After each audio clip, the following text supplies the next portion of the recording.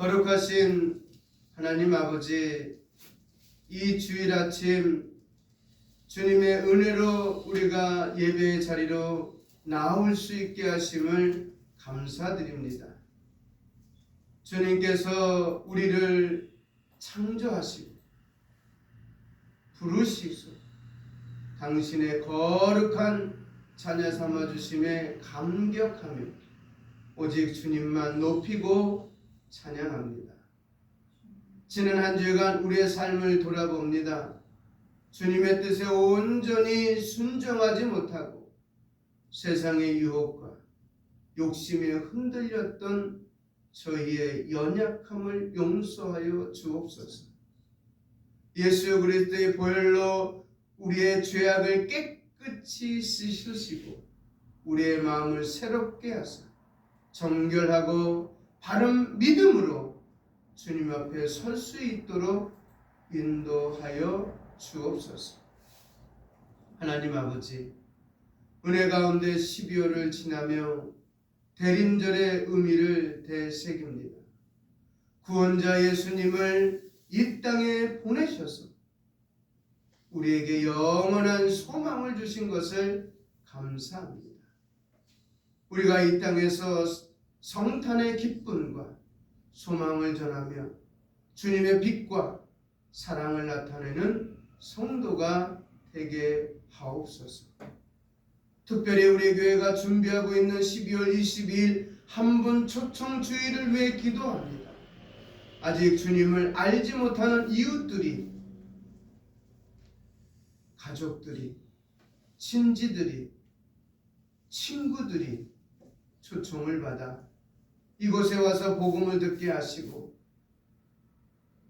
공동체 안에서 사랑을 느끼며 예수 그리스도의 사랑을 더욱 경험하게 하옵소서. 또한 12월 22일을 준비하는 온 성도들의 손길과 그의 행하는 모든 일들 가운데 지혜와 은혜를 더하소서. 하나님의 이름이 높임을 받는 시간이 되게 하옵소서. 하나님, 국내외적으로 혼란스러운 시대를 긍휼히 여겨 주옵소서. 경제적 어려움과 정치적 갈등 속에서 고통받는 국민들을 위로하시고 이 나라의 지도자들에게 지혜와 공의를 더하셔서 주님의 뜻에 합당한 나라를 세워가게 하옵소서. 또한 교회 지도자들과 목회자들이 이 혼란 속에서도 하나님의 말씀을 온전히 선포하며 성도들이 세상 속에서 소금으로 빛으로 살아가도록 이끄는 바른 영적 지도자가 되게 하옵소서. 주님, 전쟁과 갈등으로 어려움을 겪고 있는 세계 여러 나라를 기억하여 주옵소서. 특별히 북녘 동포를 위해 기도합니다. 그들이 겪는 육체적 고통과 영적 어두움 속에서 주님의 빛이 비추게 하시고 남북 간의 평화 통일을 이루어 주셔서 이 땅의 화해와 회복의 역사가 일어나게 하옵소서. 하나님 아버지,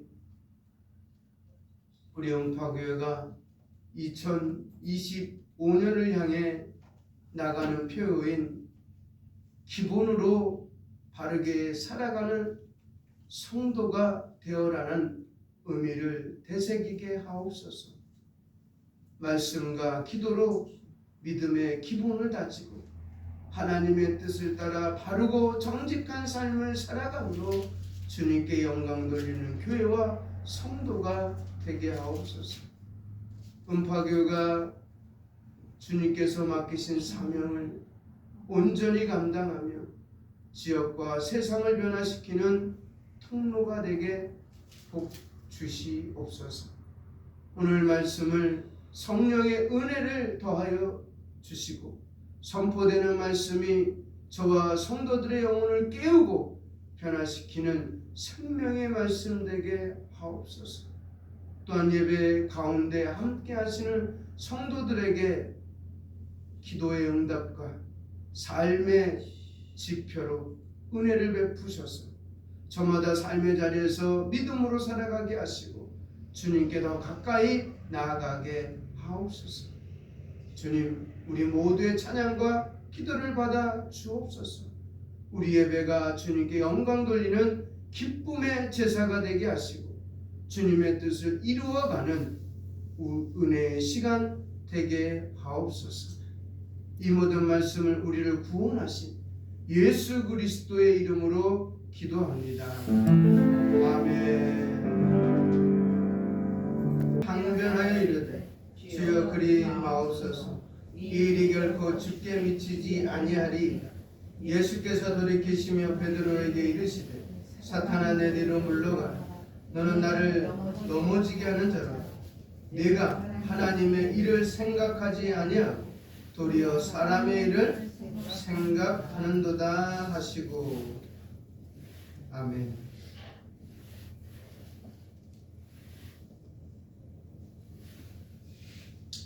기도드리겠습니다. 말씀 듣기 전에 사랑과 은혜가 풍성하신 하나님 아버지, 이 시간 저희를 하나님의 말씀 앞으로 부르시고 주님의 거룩하신 뜻을 알게 하시니 감사드립니다.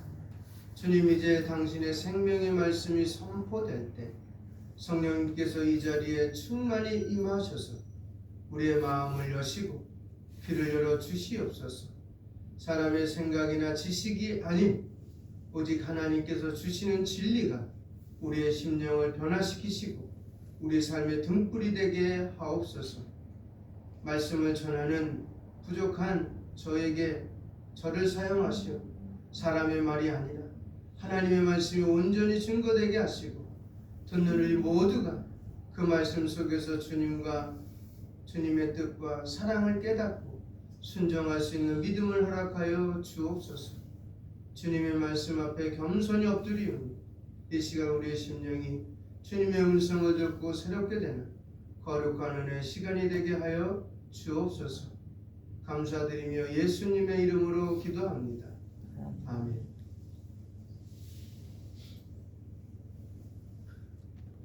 마태복음 16장 하면 딱 생각나는 건 딱 하나밖에 없어요.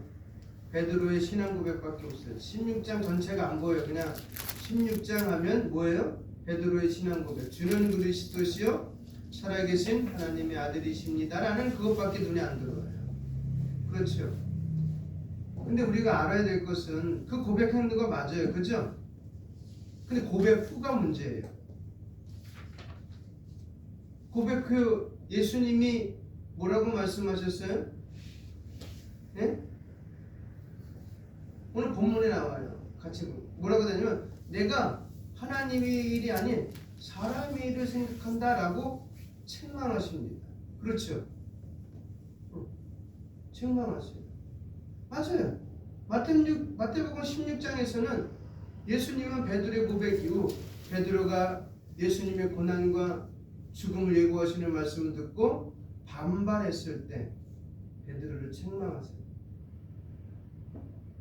예수님은 베드로가 그를 붙잡고 이렇게 말하면 주여 그리 마옵소서 이 일이 결코 주께 미치지 아니하리이다 라고 말했을 때 바로 말합니다. 사단아 내 뒤로 물러가라. 너는 나를 넘어지게 하는 자로다. 내가 하나님의 일을 생각하지 아니하고 도리어 사람의 일을 생각하는도다 라고 책망을 하시는 게 오늘 본문입니다.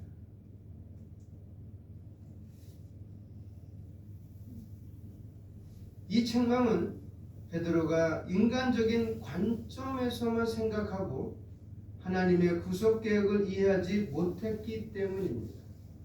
예수님은 자신의 고난과 십자가를 통해 인류를 구원하려는 하나님의 뜻을 이루어야 한다는 점을 강조하셨습니다.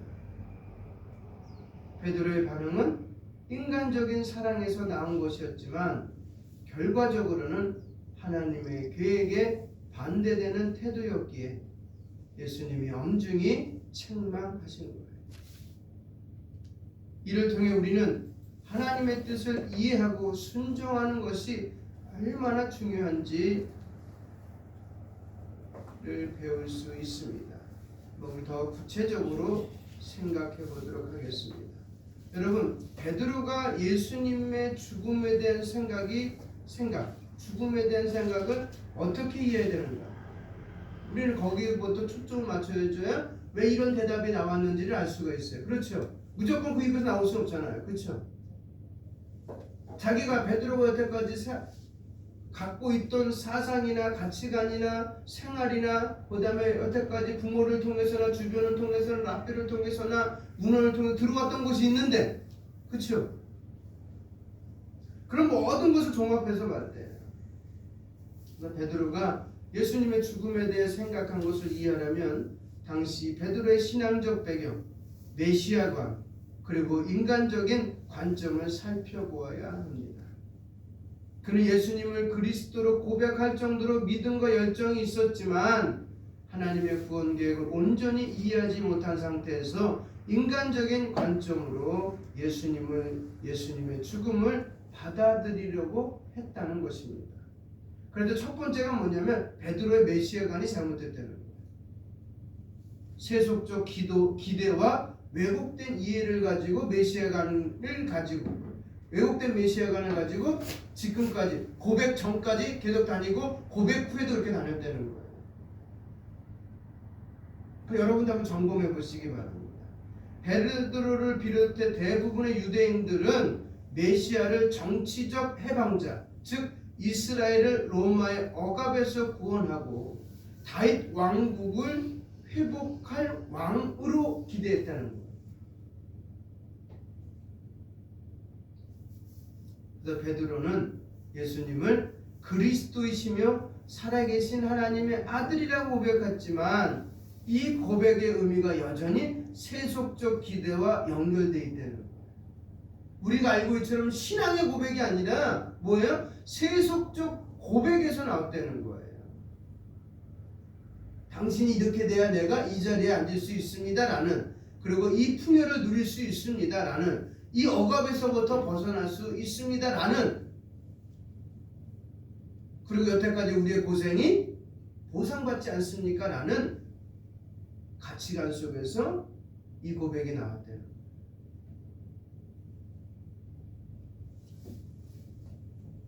그래서 베드로는 변화산에서 예수님의 영광스러운 모습으로 변모하고 모세와 엘리야와 함께 대하는 장면을 보고도 이렇게 말합니다. 여기에 초막셋을 짓겠습니다라고 제안을 합니다. 이는 예수님의 고난과 죽음을 통해 하나님의 구원이 완성될 것이라는 계획을 이해하지 못하고 지금 이곳에서 영광만을 유지하려는 인간적인 생각을 또한 보여줬다는 겁니다. 또 하나는 예수님의 체포 당시입니다.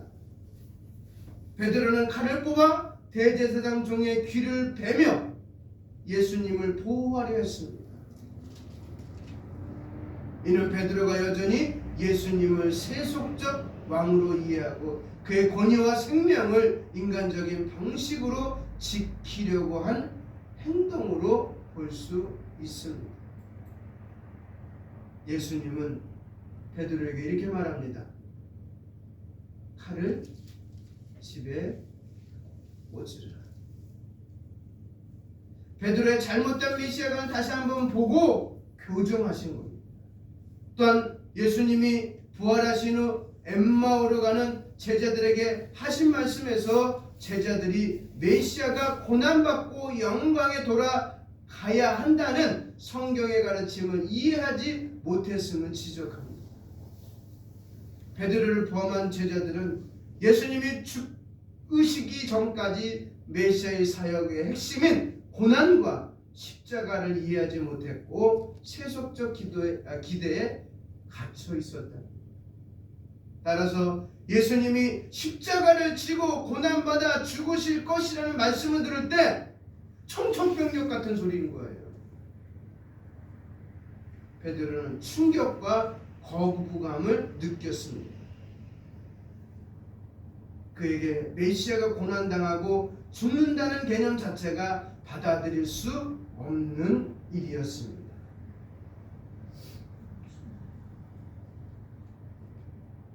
그러나 오순절 성령 강림 후 베드로는 설교를 통해 예수님의 고난과 죽음이 우리의 하나님의 정하신 뜻과 계획에 의한 것이며 그를 통한 구원 사역이 이루어졌음을 증거합니다. 이는 베드로가 성령의 역사 속에서 세속적 메시아관에서 벗어나 하나님의 구속 계획을 온전히 이해하게 되었음을 보여줍니다. 어떻습니까? 베드로의 고백은 예수님을 향한 깊은 믿음과 열정을 드러냈지만 그의 이후의 행동과 반응에서 그 고백의 의미가 여전히 세속적 기대와 연결되어 있음을 알 수 있습니다. 그는 예수님의 고난과 죽음의 필요성을 이해하지 못하고 하나님의 구속 계획보다는 인간적인 메시아 기대를 우선시했다는 겁니다. 그러나 성령의 역사와 부활 사건을 통해 베드로는 하나님의 관점을 온전히 이해하게 되었고 그의 삶은 십자가 중심의 사역으로 변화되었다는 겁니다. 성도인 우리는 베드로의 오해와 같이 예수님의 고난과 십자가를 이해하지 못하고 회피하려 했습니다. 우리의 신앙은 십자가 없는 영광을 추구하는 것이 아니에요. 그래서 우리의 신앙은 뭐에서 찾는다고요? 십자가에서 찾는 거예요. 그래서 예수님이 나를 따라오려거든 뭐라고 했어요? 우리에게 맡겨준 십자가가 있다 그랬어요. 그거 짊어지고 와라. 그랬더니 많은 사람이 떠났어요. 그렇잖아요. 수많은 사람들이 따라다녔죠. 지금 16장 오기 전에 13장부터 어떤 게 나와요?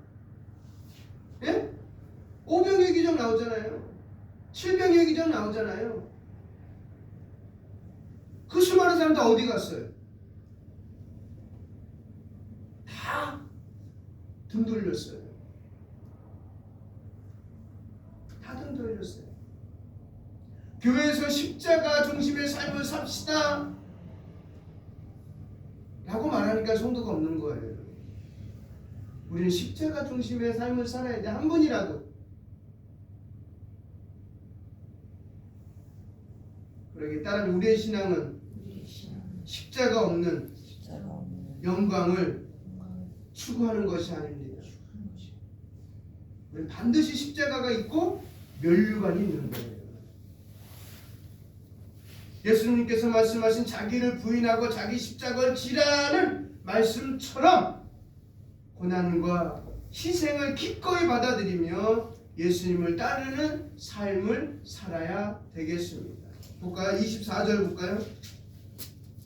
24절 시작. 이에 예수께서 제자들에게 이르시되 누구든지 나를 따라오려거든 자기를 첫 번째 뭐하고? 부인하고 자기 십자가를 지고 나를 따르라. 아멘입니까? 자기를 부인하라. 예수님을 따르는 데 있어서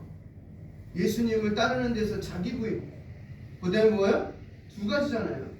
자기 부인하고 자기의 십자가를 지고 따르라. 아멘입니까?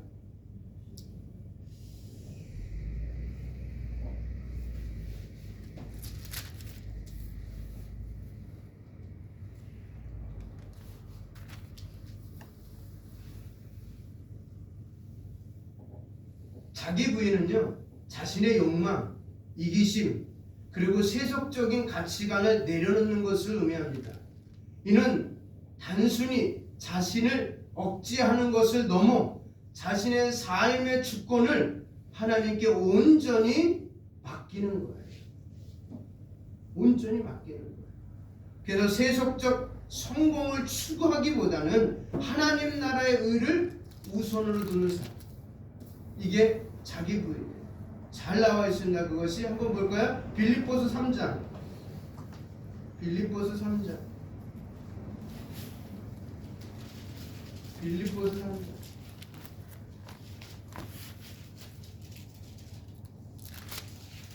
7절로 8절.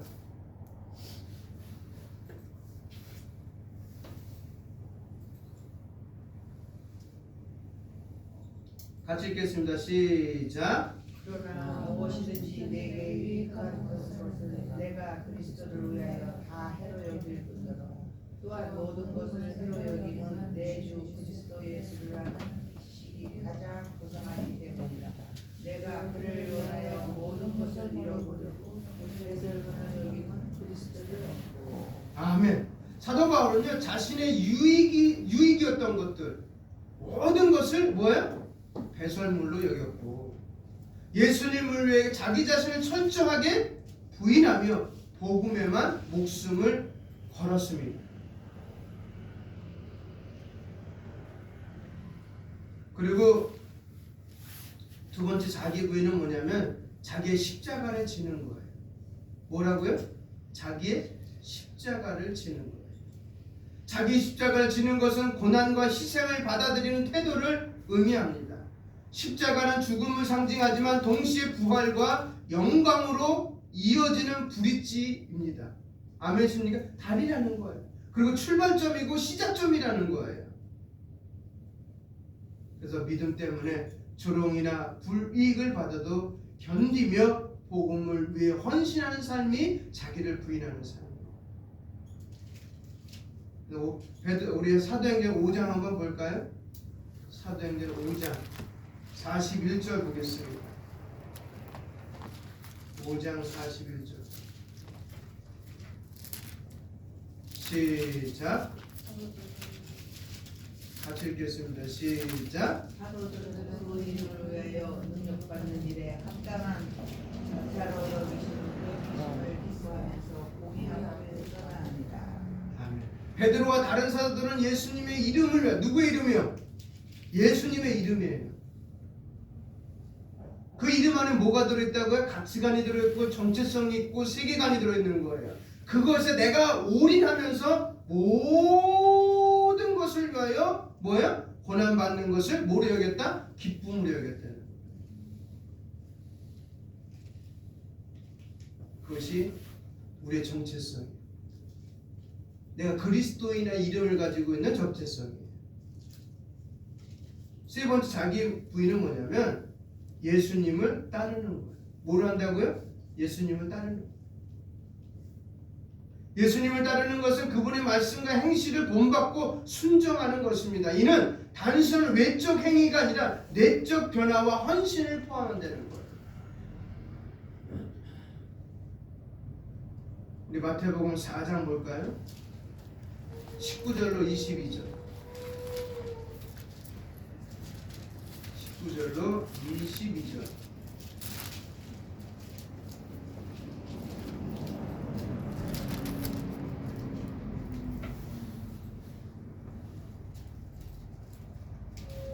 시작. 말씀하시되 나를 따라오라. 내가 너희를 사람을 낚는 어부가 되게 하리라 하시니 그들이 곧 그물을 버려두고 예수를 따르니라. 거기서 더 가시다가 다른 두 형제 곧 세베대의 아들 야고보와 그의 형제 요한이 그의 아버지 세베대와 함께 배에서 그물 깁는 것을 보시고 오시니 그들이 곧 배와 아버지를 버려두고 예수를 따르니라. 아멘. 뭐였어요? 예수님의 제자들은요, 가족과 직업을 뒤로하고 예수님을 따랐습니다. 세속적 성공과 평안을 최우선으로 두지 마시고요, 하나님의 나라와 그 의를 구하며 주님의 뜻에 순종하는 것이 뭐예요? 예수님을 따르는 삶의 중심이 되는 거예요.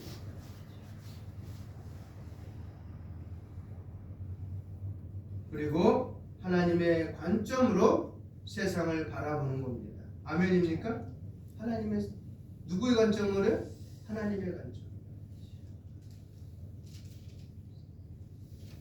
베드로는 세상의 인간적 관점을 보았지만 부활 후에는 하나님의 관점으로 모든 것을 보게 되었습니다.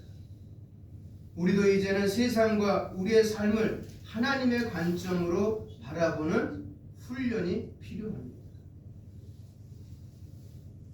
하나님의 나라와 영광을 위해 우리가 해야 할 일을 발견하고 세상의 가치와 다르게 살아야 합니다.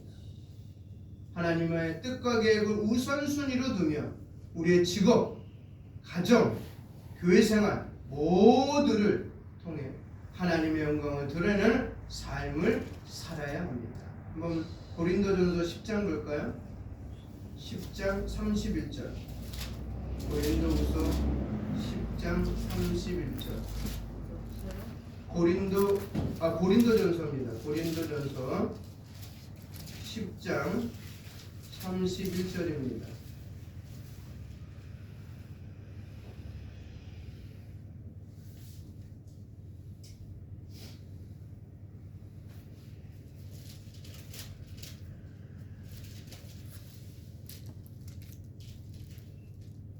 같이 읽을까요? 10장 31절 시작. 그런즉 너희가 먹든지 마시든지 무엇을 하든지 다 하나님의 영광을 위해 하라. 아멘. 이 구절은요, 우리의 일상적인 삶의 모든 행동이 하나님의 영광을 위한 예배의 행위가 되어야 한다는 강력한 메시지를 나타내고 있습니다. 이 말씀은요, 8장부터 시작해서요, 지금 10장 마지막 절 30일까지 이어지는 우상에게 바쳐진 제물을 먹는 문제에 대한 변론 부분이에요.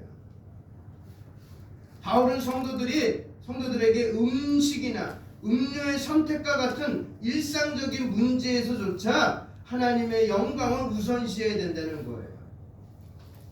그리고 여기서 먹든지 마시든지 간의 의미는 뭐냐? 인간의 가장 기본적인 일상적인 행위를 대표하는 표현입니다. 이는 단순히 음식에만 국한된 것이 아니라 삶의 모든 활동을 포함하고 있다는 거예요. 작은 일조차 하나님의 뜻과 영광을 위해서 행해야 함을 보여줍니다. 그랬을 때 하나님의 영광이 된다는 거예요. 그리고 하나님의 영광은요, 하나님의 성품과 뜻이 나타나고 드러나는데, 거기서 어때요? 먹고 마시는 것에서 누가 나타나야 된다고요? 하나님의 영광과 하나님의 성품과 하나님의 뜻이 드러나야 된다는 거예요.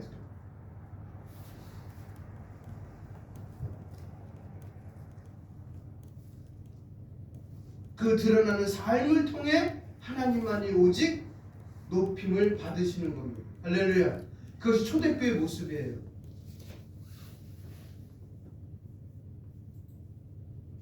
그러므로 우리는 십자가 중심의 신앙을 가지고 하나님의 뜻을 먼저 구하며 세속적인 기대를 내려놓고 하나님의 계획에 순종하는 삶을 살아야 합니다. 이것이 진정한 제자의 길이며 우리의 삶이 하나님께 영광 돌리는 도구가 되는 것입니다. 기도하겠습니다.